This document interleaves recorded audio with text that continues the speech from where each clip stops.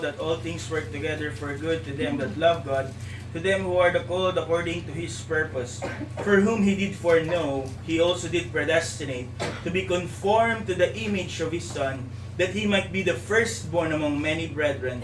Moreover, whom He did predestinate, them He also called, and whom He called, them He also justified, and whom He justified, them He also glorified. Purihin po ang Panginoon sa pagbasa ng Kanyang salita. Pari na po kayo magsiupo. Tayo po yung magpapatuloy sa ating serye na sa ating setup ngayon ay magiging morning series pag ako po ang nangangaral. May ilan pa pong mga pangalan na tayo po pag-aaralan kung pahintulutan po ng Diyos. At sa ating pag-aaral ngayon, may kita po natin ang pangalan na ating po dapat na ating pong pagkukuhanan kung ano po ang dapat nating ipamuhay, pag-ugali, kung sino tayo. So may kita po natin yon katulad na sinabi sa chapter 1 verses 26 to 27. Kung inyo pong alam na ang istorya ng Genesis 1 at nawa ay marami, kung hindi po lahat, ay alam na kung ano tungkol sa nito. Ito po ang historical account kung paano nagsimula ang lahat, kung paano nilikha ng Diyos ang lahat ng ating nakikita. And this creation account is more stunning kumpara sa mga creation theories, evolution theories, mga teorya ng mga scientificong hindi naniniwala sa Diyos kung paano umiral ang lahat. Ito po ay hindi dulot ng aksidente, hindi dulot ng chaos, ng kaguluhan, bagkus ating makikita a divine plan, a divine hand forming everything, and through divine words, God had created everything. May kita po natin sa Genesis 1 kung gaano kasoberano at kung gaano kamakapangyarihan ng Diyos na kanyang utusan ng mga bagay na hindi pa umiiral at kagad ito'y umiral. Sinabi ng Diyos nung wala pang liwanag, magkaroon ng liwanag. At kaagad naman sumunod ang liwanag. Nagkaroon ng liwanag. For 6 days, halos lahat ay umiral sa pamamagitan lamang ng salita ng Diyos. With nothing but words, God populated the universe. Lahat ng ating nakikita, lahat ng ating natatanaw, maging sa mga hindi natin natatanaw, sa bawat sulok ng sangsinukob, ang lahat yun ay nagmula sa salita ng Diyos. One command and light exploded into existence. One word and planets spun into orbit. One sentence and ocean filled with life. Heaven and earth came into being simply because God said so. Ngunit sa mga talata na ating binasa sa kalahating parte ng creation in the sixth day, may kita po natin na tila bagay nag-iba ang pamamaraan ng Diyos sa kanyang paglilikha. Hindi na siya naglikha sa pamamagitan lamang ng salita, bagkus siya po ay nagbago ng kanyang pamamaraan.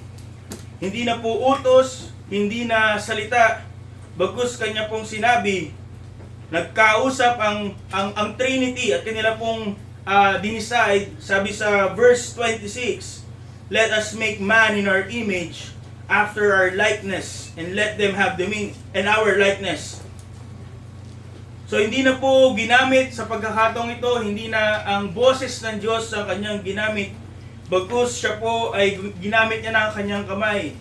As a master craftsman, kumuha ng alabok, at mula sa alabok, sa putik, hinulma ang tao. Kanya po itong hiningahan ng kanyang hinga upang magkaroon ng buhay. And He breathed life into his lungs. And for the first time in creative history, something walks upon the earth that reflects the glory of God. Hindi po yun masasabi ng mga bundok, although they are strong, they are high. Hindi yun makiklaim ng mga bituin how much they burn bright, at walang mga anghel ang makakapagsabi that they are being stamped with the very image of God. Mga nilalang na may tatak ng larawan ng Diyos. So ngayong araw na ito, we stand at one of the most sacred moments in the Scripture upang ating maunawaan sino tayo, bakit tayo umiiral, at kaninong imahe ang nakatatak sa atin, kaninong larawan ang dapat nakikita sa atin, higit lalo na bilang mga Kristiyano. So today, consider the name o phrase that we are created in the image of God. Yung po ang title ng ating mensahe. Sino tayo? We are created in the image of God. Amen. So ang ating first point po, the created image. Para sabihin nilikha ayon sa larawan, sa wangis ng Diyos, wala po ni isa sa mga nilikha ang makakapag-claim nito. Not the lion in his majesty, nor the eagles in his splendor. Walang mga hayop ang makakapag-claim ng ganitong privilege, ganitong kalwalhatian. Hindi masasabi ng mga bundok, gaano man sila katayog, hindi masasabi ng mga galaxies, gaano man sila kaganda at kalaki. None of their glory na ibinigay ng Diyos can compare on what God had stamped upon humanity. Everything else, sabi ng Biblia, the heaven and the earth declare the glory of God. Everything na kanyang nilikha ay nagpapahayag ng kanyang kaluwalhatian. But what God had made in man far exceeds everything na kayang ideklara ng sangsinukob. Everything else declares the glory of God, but man was made to reflect it. Ipakita ito. Sabi po ni John Calvin, walang parte ng tao, there is no part of man, not even the smallest, that is not filled up with wonder and dignity, for we bear upon us the image of God. To be created in God's own image, ang ibig sabihin po nito, hindi tayo katulad ng mga hayop that lives by instinct. Ano po ang ibig sabihin nito? We can live morally. Meron tayong kakayahang mag-isip, meron tayong kakayahan to discern what is good and evil. Yun nga po ang sinabi sa Romans 2:15 ng Apostol Pablo. Sabi po doon, which show the work of the law written in their hearts, their conscience be also bearing witness, and their thoughts the mean while accusing or else excusing one another. Sabi po ni Apostol Pablo sa mga talatang ito, na ang kautusan ng Diyos, ang kaalaman ng mabuti at masama ay hindi po nakasulat sa mga bato lamang, hindi nakasulat sa mga papel, kundi sinulat ng Diyos sa puso ng mga tao. Ang mga hayop, they can kill, may mga hayop din that they can even consume yung kanilang mga offspring. Ngunit hindi po yun normal kahit na sa mga depraved na tao, sa mga makasalanan. Sapagkat ano po ang kaibahan natin sa mga hayop? Hindi lang yung law of God written in our hearts, but the conscience engraved sa mga tao. Although it is marred, but God giving His image, making God in His own image. Ibig sabihin, we have the power, we have the ability to discern what is right and what is wrong. Alam natin na may moral standards. Hindi tayo pwedeng mamuhay lang ng basta. At kung wala ito, tayo mamumuhay na katulad lang ng mga hayop. At ang konsensya, hindi po ito kayang i-explain ng evolution sapagkat walang hayop ever in the history of the world, kahit sa kanilang evolutional history na nagkaroon ng conscience. Natural selection cannot produce morality. Walang korte para sa mga hayop. Because morality is not biological. Morality is divine. Ano ang batayan ng tama at mali? Ang Diyos. Kahit yung mga tao na hindi naniniwala sa Diyos, naniniwala na hindi tamang pumatay, na hindi tamang magnakaw, in a sense. And how do they know that? kung sila'y galing sa mga hayop. And how do we know that? Only because we are created in God's image. Ano ang ibig sabihin that we are created in God's image? We have the means. We possess reason. Kaya natin makipagtalastasan, kaya natin mag-isip. Katulad nga po na sinabi natin kanina, ang mga hayop relies on instinct. Ngunit hindi po ganoon ang tao. Nag-iisip ang tao, sana. They have the ability to discern and have the ability to judge kung anong mabuti o masama.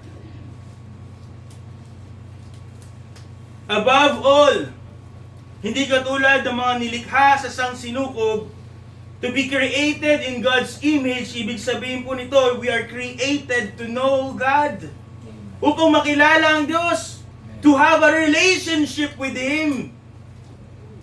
Again, the creation declares His glory, ang mga bituin sa langit, ang mga nagtatayugang mga bundok, mga bulubundukin, ang mga malalalim na mga karagatan. But none of them can have fellowship with God. None of them can have a relationship with God.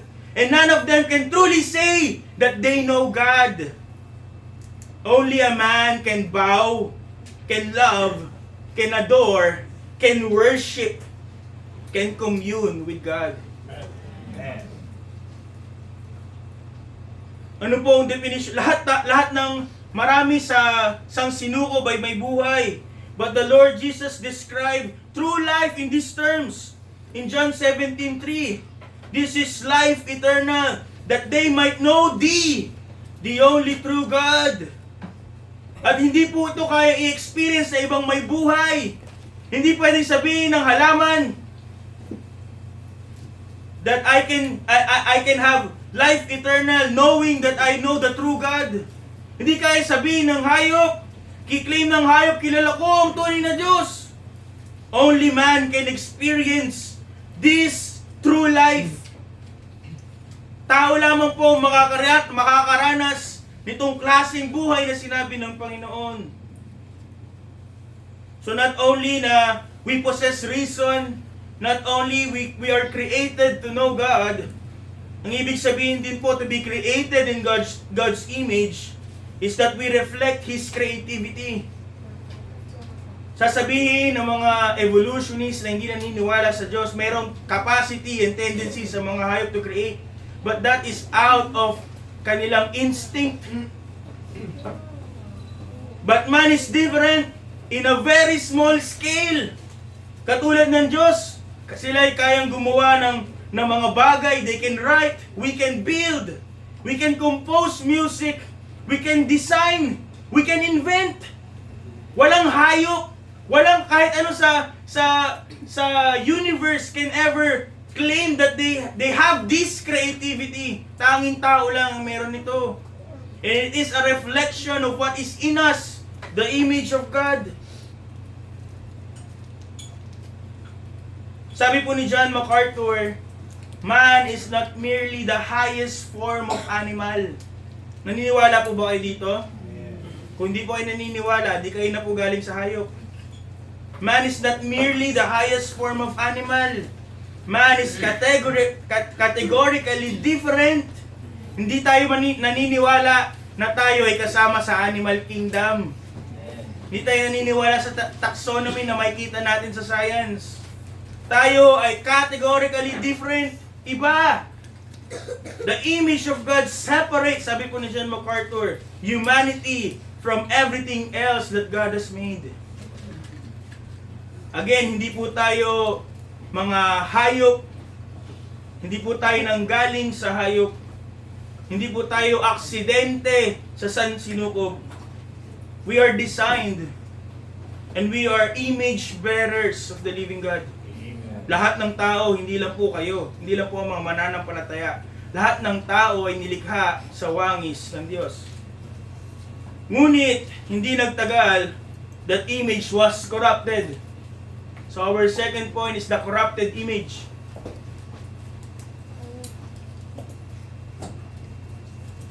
As glorious as God's design was, that image was corrupted. Pumasok ang kasalanan sa mundo. Ang paraiso had collapsed and humanity was ruined. Sabi po sa Romans 5:12, Romans 5:12. Andiyan na po kaya? Ito po sa harap. Reading starts now. Wherefore, as by one man sin entered into the world, and death by sin, and so death passed upon all men, for that all have sinned. Hindi lang po naging makasalanan ng tao in a sense na ang tao ay nagkaroon na ng kakayahang gumawa ng kasalanan. But man became sinners by their nature. By nature, the very essence of man became sinners. Kaya nga, habang nakikita namin lumalaki ang aming mga anak, nakikita namin yung pagiging tao na hindi mo kailangang ituro ang mali. It is innate in people because God's image was marred. God's image was corrupted in us. Kaya nga kahit anong ituro mo mabuti, ano mas madaling gawin, di ba yung masama? Ano mas nagbibigay ligaya sa tao? Yung mga bagay na masama. At napakahirap gawin na mabuti. It's because we are not just sinners by action. We are sinners by nature.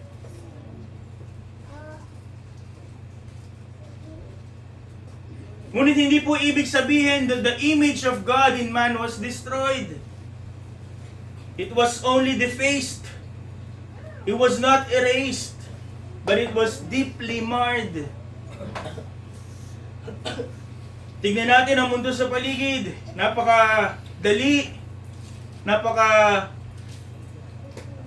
Napakadali mong makita ang problema sa mundo at ang resulta ng kasalanan. Wars are raging sa mga parte na malayo sa atin. Marahil tayo nakakaranas ng kapayapaan.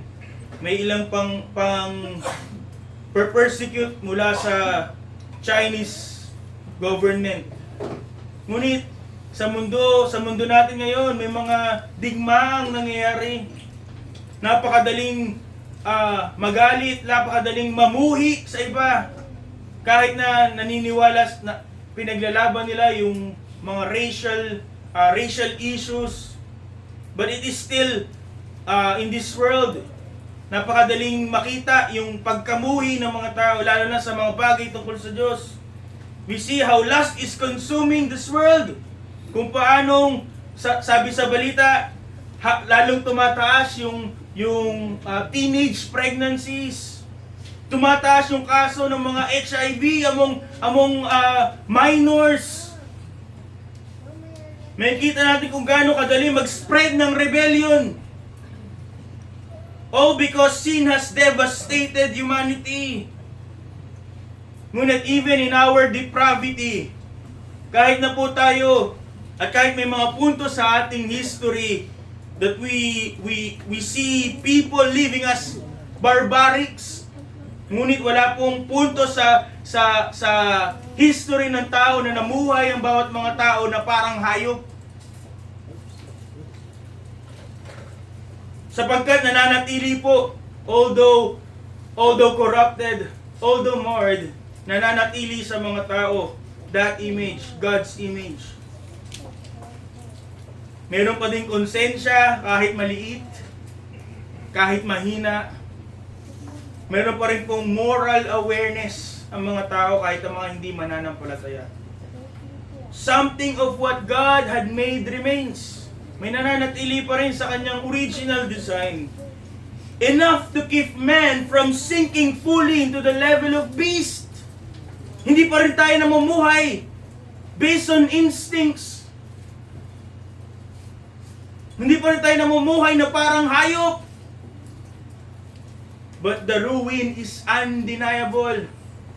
Kung ating titingnan ang ating buhay, ang ating mundo, ikukumpara natin sa nilikha ng Diyos sa Genesis 1, napakalayo. Disenyo ng Diyos sa tao at kung paano mamuhay ang tao ngayon, napakalayo. The ruin in God's design in the image of God in people is undeniable and the damage is real. Sabi po ni Thomas Watson, sin has defaced God's image in man. Ano po ang description niya? Dahil sa pagkayurak, pagdungis, pagpapabulok ng kasalanan sa tao, sin had made him little better than a devil in flesh. Sabi niya, because of sin, gabuhok lang yung ating pagiging mas mabuti sa demonyo sa laman. Kung magkatawang tao man ang demonyo. And this is the state of the world that we are in. And yet, in this fallen world, may kita po natin some 2,000 years ago, the Lord Jesus Christ stepped into it. So may kita po natin the complete image.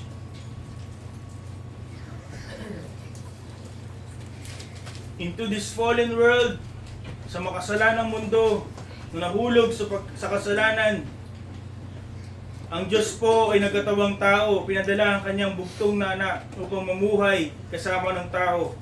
The flawless, unblemished, undim revelation of the image of God. Kung saan si Adam ay bumagsak, Christ conquered it with faithfulness. Where Adam had rebelled, the Lord Jesus Christ had obeyed. And where Adam lost the likeness, Christ embodied it perfectly. Sabi po ng Apostol Pablo in Colossians 1:15,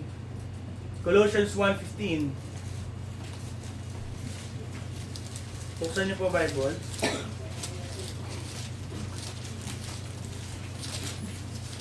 Diyan na po kayo. Reading starts now. Who is the image of the invisible God, the firstborn of every creature.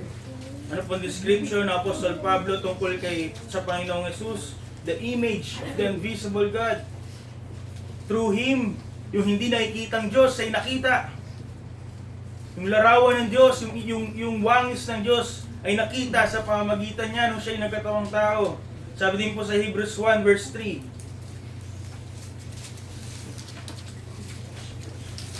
Ito po, sa harap. Reading starts now. Who being the brightness of His glory, and the express image of His person, and upholding all things by the word of His power, when He had by Himself purged our sins, sat down at the right hand of the Majesty on high. He is the express image of His person. At kung may magtatanong, ano kaya ang itsura? Ano kaya ang wangis? Ano kaya ang larawan ng tao kung hindi nagkasala? Ano yung original design ng Diyos para sa tao? What does it look like for a human being to truly bear the image of God? Hindi po ang sagot doon ay filosofiya. Hindi po ang sagot doon ay mga moral na alituntunin. Hindi po relihiyon. To truly see what is the image of God, the answer is a person. And that alone is Jesus Christ. Amen. In His earthly ministry, He perfectly displayed holy obedience. Ang Panginoon po, sa kabila ng siya'y tinukso, katulad natin, has never sinned. Sabi sa 1 Peter 2:22, He did no sin, neither was found guile in His mouth. Sa John 8:29, kanyang dineclare na lahat ng kanyang ginawa nung kanyang earthly ministry is to please the Father. Lahat ng kanyang inisip, lahat ng kanyang ninais, all of it is aligned with the will of the Father. Every word was truth. Lahat ng kanyang sinabi, katotohanan. Lahat ng kanyang ginawa ay katwiran. John Calvin said, in Christ, we behold the face of God. not in terror, but in beauty. Perfect holiness, clothed in perfect humanity. Hindi lamang po yun. The Lord Jesus Christ displayed absolute humility. Sa kabila ng siya ay Diyos, He thought it not robbery to be equal with God. But He took the form of a servant. Di po ba sa preaching ni Preacher Ivan? He made Himself of no reputation and took upon Himself the form of a servant. Philippians 2, verses 7 to 8. Nung namuhay ang Panginoong Jesucristo, hindi po siya nagtayo ng kanyang sariling trono at doon umupo, inutusan lahat ng tao.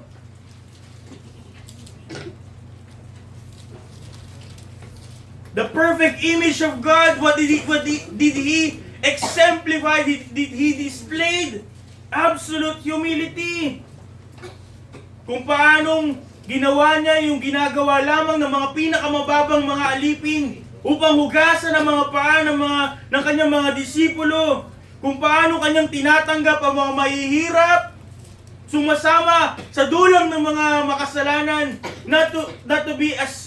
not because He sinned like them, but to show compassion. Kung paano He welcomed children, and how he was associated with the lowly. Sabi po ni Charles Spurgeon, no pride ever soiled His spirit. No selfishness ever stained His hands. He was humility walking. Kung maghahanap tayo ng definisyon ng pagpapakumbaba, Jesus Christ ang definition. The life He lived. Ngunit hindi lang po yun. He expressed the image of God as He displayed unwavering compassion. Hindi po ba yung paboritong mga verse, yung paboritong verse ng mga gusto ng maraming verse, Jesus wept. Ipinakita na siya ay He is not a different, distant God. Hindi siya walang pake. He wept at Lazarus' tomb.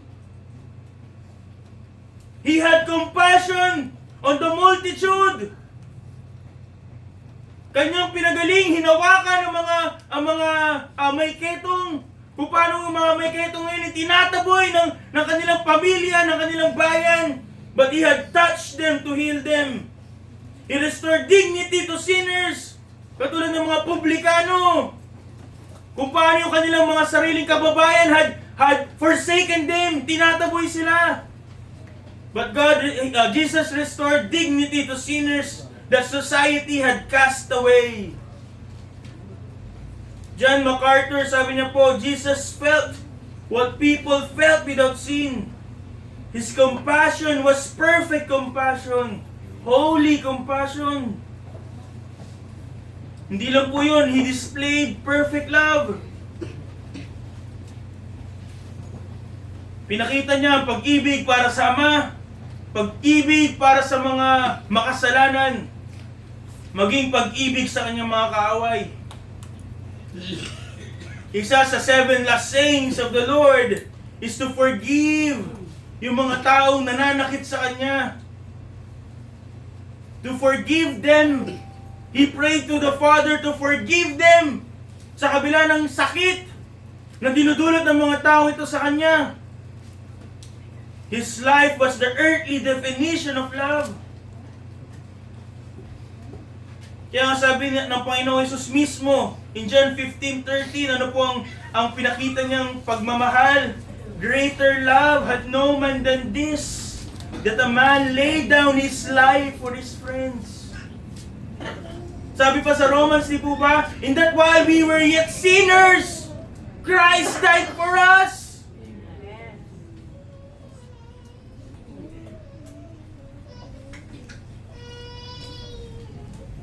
Ngunit ang problema, doon tayo natatapos.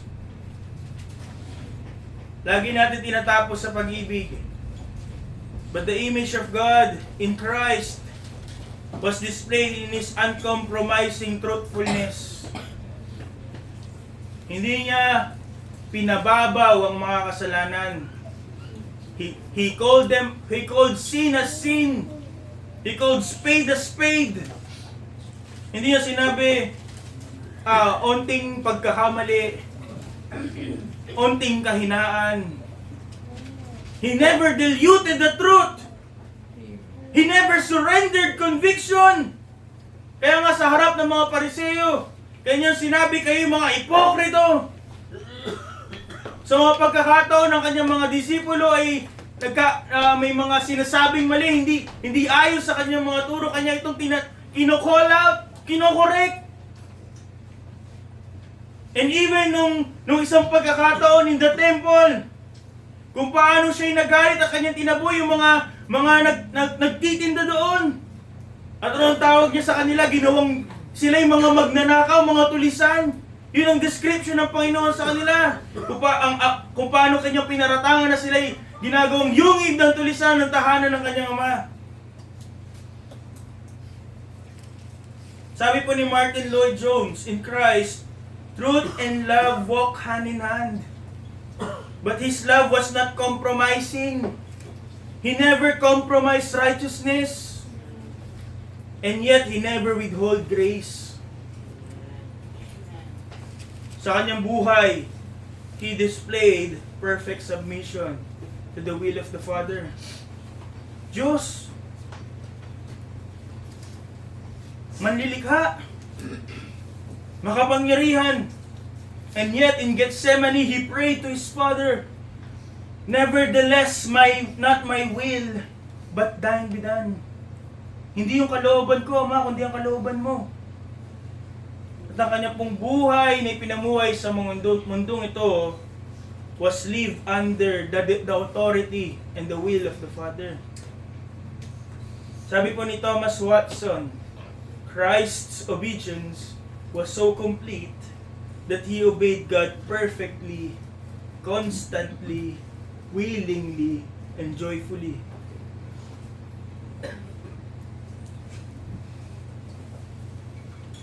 And then he also displayed Holy Seal. Katulad nga po natin sinabi, kung paano kanya pong tinaboy the money changers, the merchants. Hindi po siya nahihiya. Hindi po siya tumitiklop to uphold holiness. To uphold God's holiness. He burned passion for God's glory. He was never indifferent to sin. And never casual about worship.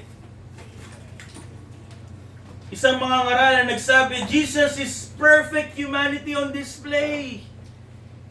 Everything God designed us to be, everything Adam failed to be, everything believers are being shaped to become.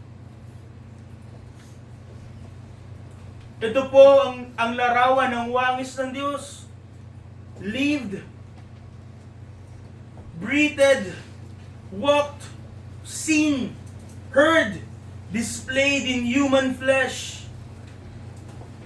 Si Kristo, ang larawan ng Diyos, and what an image to behold.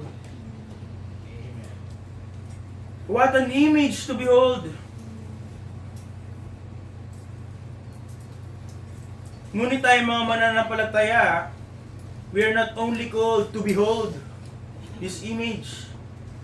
We are not only called to admire this image. We are expected to pursue it. Sabi po sa 1 John 2:6, He that said he abided in Him, ought himself also so to walk, even as He walked. Tagalog na, di kundi. Ang nagsasabing siya'y nananahan sa Kanya, siya ang nagsasabi na nagtitiwala at sumusunod sa Panginoong Hesus, ay nararapat din namang lumakad kagaya ng paglakad ng Panginoong Hesus.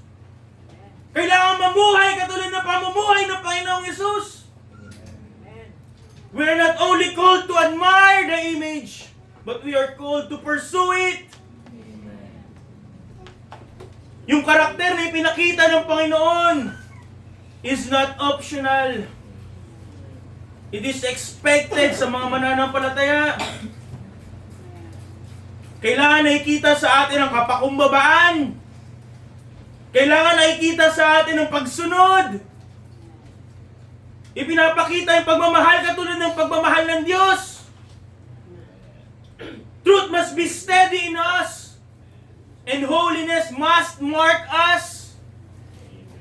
Sabi po ni R.C. Sproul, to be a Christian is not merely to believe in Christ. It is to become like Christ. Amen. And that leads us to our last point, the conformed image.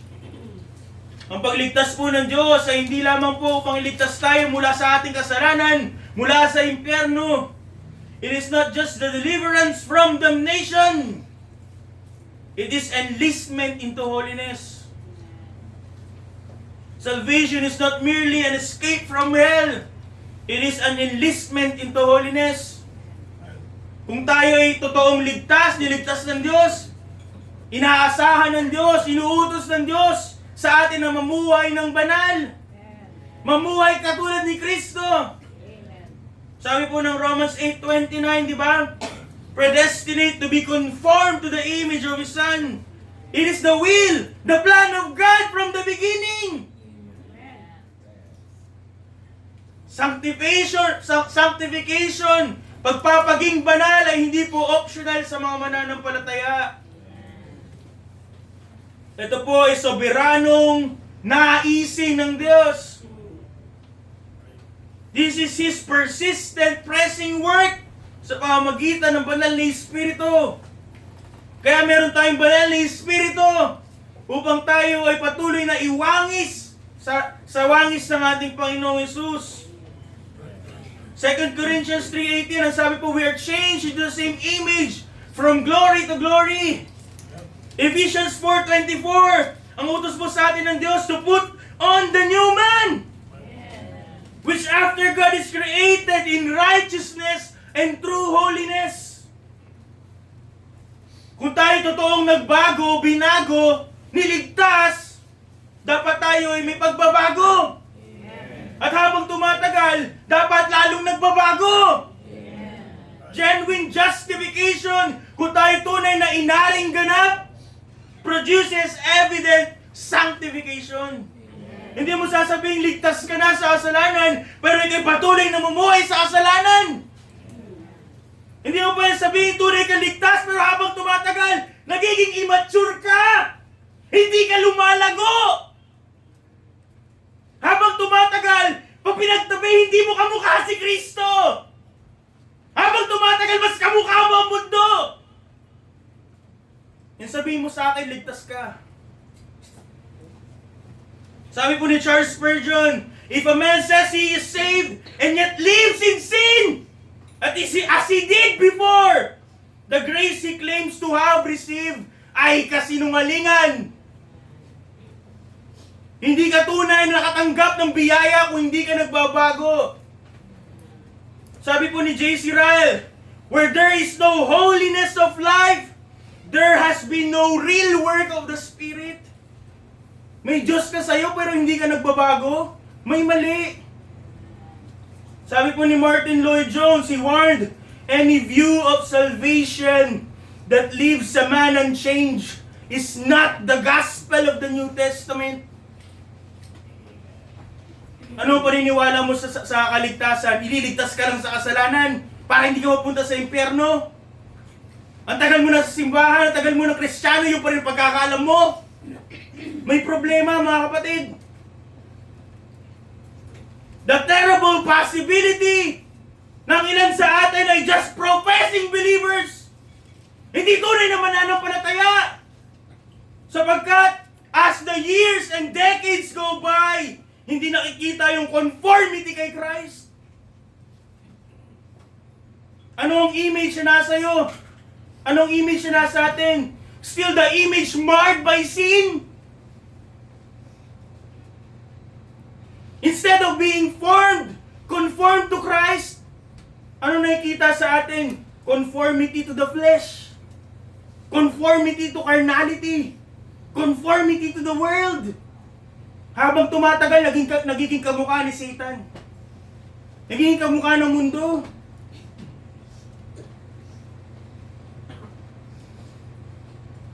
Walang progreso. Patag. Tumanda lang sa edad. Ngunit hindi nag-mature. Walang maturity. Nag-mature lang ang mukha. Ngunit ang kaluluwa sa espiritu, baby. And you'd expect na yung mas matatagal na mga Kristiyano, it means they have been exposed to the power of the Holy Spirit for much longer. And you expect na dapat nag-advance na yung kanilang progress in their sanctification.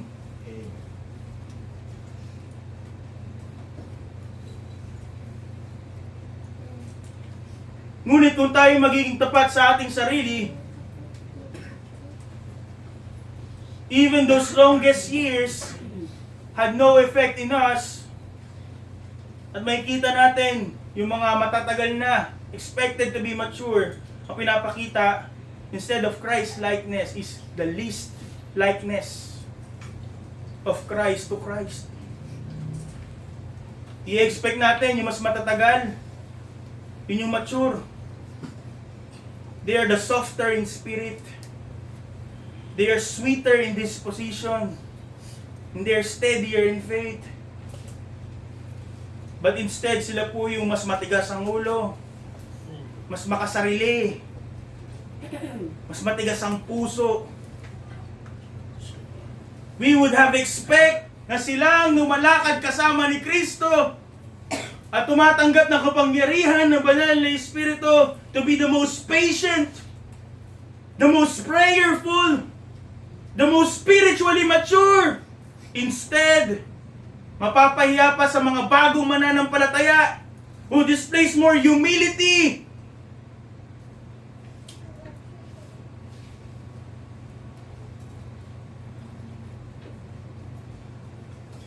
Ang iba, napakadaling mairita, magalit, easily offended, bitter, cold-hearted, matitigas ang ulo. At sila yung mas matagal na ang umuupo sa upuan ng simbahan.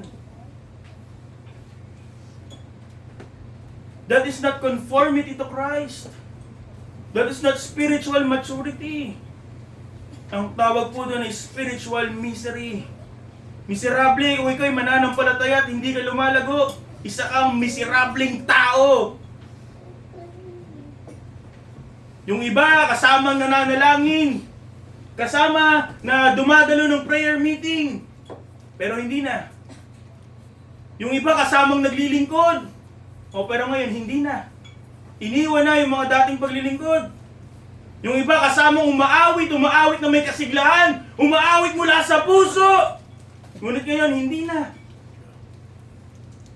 Yung iba, forgave freely before. Pero ngayon, carry grudges.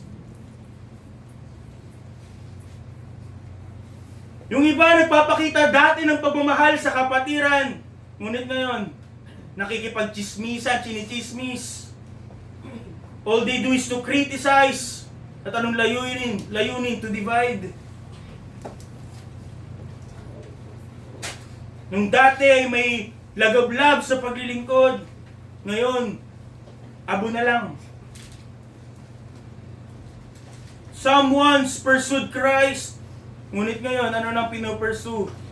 Comfort, convenience, control. Hindi na si Kristo ang inuuna. Hindi na si Kristo ang tinatanyag.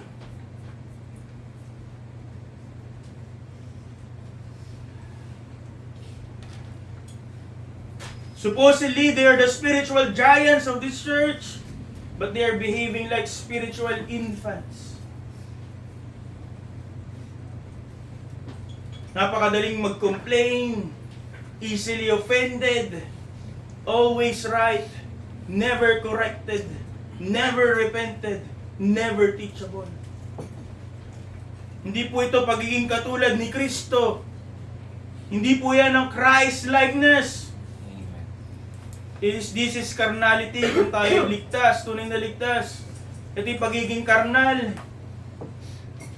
This is not sanctification, mga kapatid. This is stagnation. This is not maturity.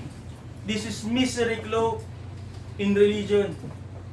Miserable, meron ka lang reliyon.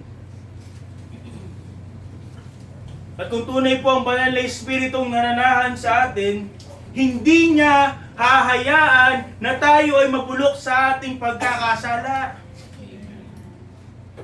Hindi niya hahayaan na tayo patuloy na mumuhay sa kasalanan.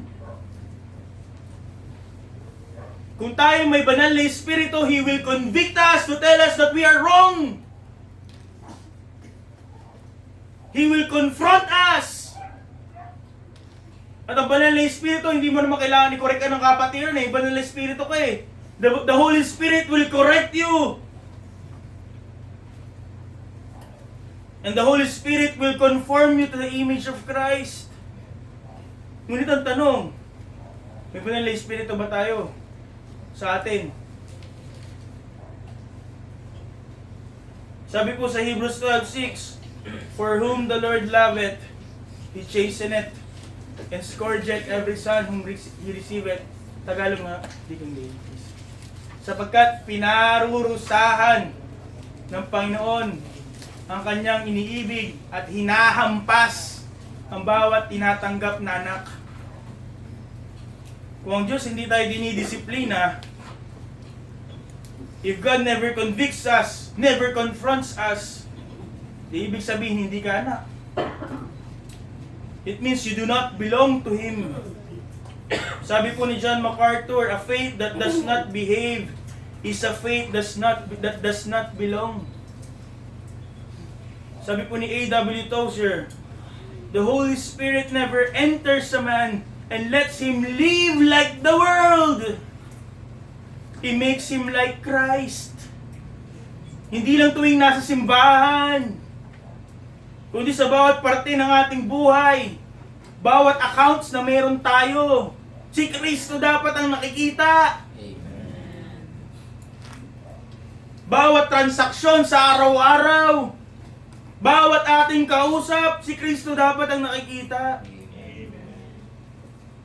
So let every professing believer hear this with trembling hearts.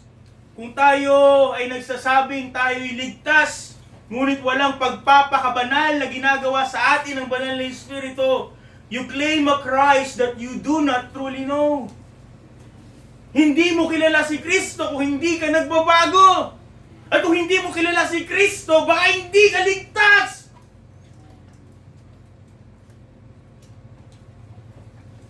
Dinadala mo lang ang pangalan ni Jesus, ngunit wala siya sa iyong puso.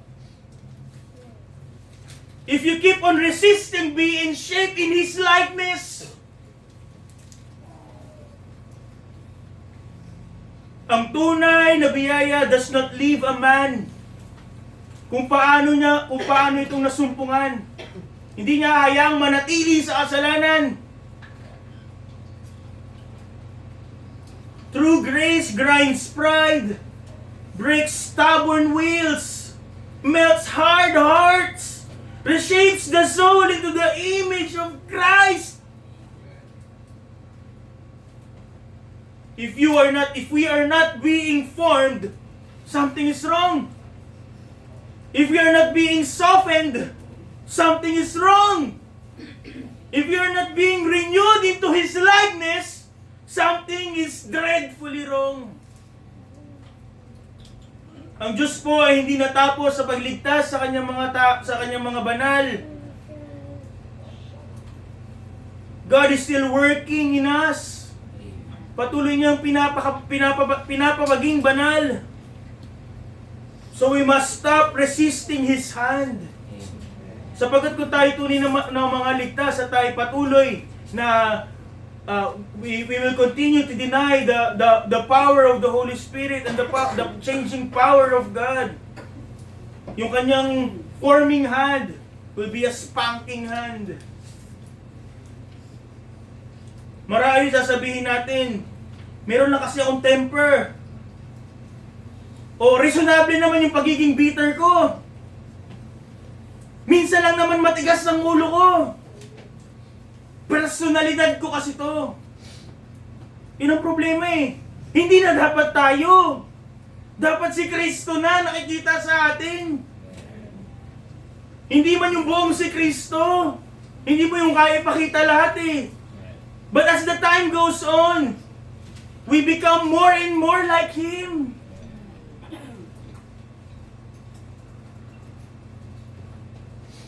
Yung pagpapabanal po ng Diyos ay hindi po ang Diyos nag-a-adjust sa atin. Sanctification is God graciously conforming you back into what you were created to be. The image of God, the image of Christ.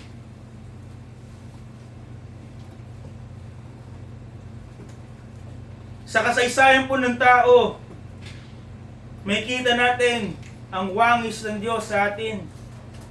It was marred by sin, but it was restored in Christ. And right now, if we are truly saved, it is being perfected by the Holy Spirit. We are made to bear God's image, God's likeness. At ito po yung mangyayari lamang sa pamamagitan ng Panginoong Hesus. At kung ang kanyang wangis ay pinapakita, may papakita sa ating buhay sa pamamagitan ng paggawa ng banal na Espiritu. His work does not stop in salvation. It continues in sanctification. So ang challenge po sa ating umaga is to examine our lives. Gano'n na ba ako katagal sa iglesia? Yung katagalan ko ba sa iglesia results to maturity? Does it show me growing in Christ-likeness? Or are we merely growing older sa iglesyang ito? Kung nananahan ang banal na Espiritu sa atin, hindi niya tayo iiwang hindi nagbabago. Hindi niya tayo hahayaan na hindi na itatama. Hindi niya tayo hahayaan na patuloy na maging kamukha ng mundo. He will chisel us. Katulad ng isang sculptor in a wooden canvas. He will shape and sanctify us. Hindi yun madali. Masakit yun. But He will do it. And He can. Sa sarili natin, hindi natin kaya magbago. But if we have the power of the Holy Spirit, then it is expected for us to be changed. Kung tunay tayo may banal na Espiritu, every day is another day, step forward to Christ-likeness. So let this be our pursuit. Ano ang maging layunin natin? Maging hangarin natin? Hindi po comfort. Tigil na natin yung reliyon. Let us not allow shallow profession. Let our pursuit be the transformative work of God in our hearts. Kahit ang panawagan ay magpasakop sa Diyos. Sumuko sa banal na Espiritu. At hayaan siyang baguhin tayo. Iwangis sa larawan ng ating Panginoong Jesucristo. Mga kapatid, we are not only created in the image of God. Ito po ay niyurakan ng kasalanan. But God had redeemed us. And with the power of the Holy Spirit, hindi lang po ito ating nakaraan. Ito po dapat ay ating kasalukuyan. Every day being conformed to the image of Christ. Ito po ang salita ng Diyos. Amen. Kaya ko po kayong tumayo. Tayo po ay magtapos sa panalangin.